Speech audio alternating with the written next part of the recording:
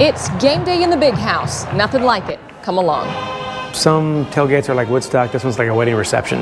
What's not to love, right? The tradition runs deep. And of course, you need to get in time to see the band come flying out of the tunnel. Running down the field, touching the banner. And then there's a little football game in the middle. Just ask one of Michigan's best journalists, John U. Bacon, or one of Michigan's best father-son teams, Caden and Bill Kolesar, and you'll find there's nothing like game day in the big house. All these guys like Yost, Kipke, Chrysler, Schembechler, all those guys, the great players that have played here on this grass right here, practicing. My dad practiced on this grass in 1954, you know, and just the camaraderie that's created with that program. Bill Kolesar played at Michigan with current head coach Jim Harbaugh in the 80s, Kolesar receiver, Harbaugh QB, and together with their team made some huge plays, especially in victories over Ohio State.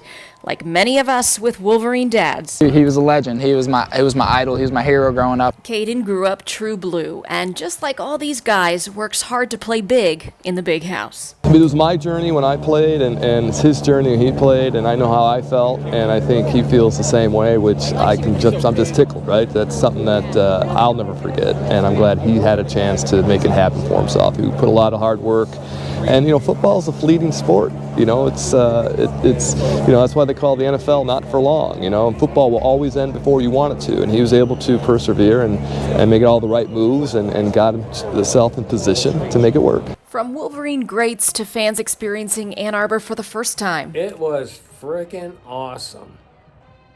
I loved it, and I'm coming back. Game day is a great day. I would say the Wolverines are once again alive. In Ann Arbor, Paige Kornblue for Today's Page.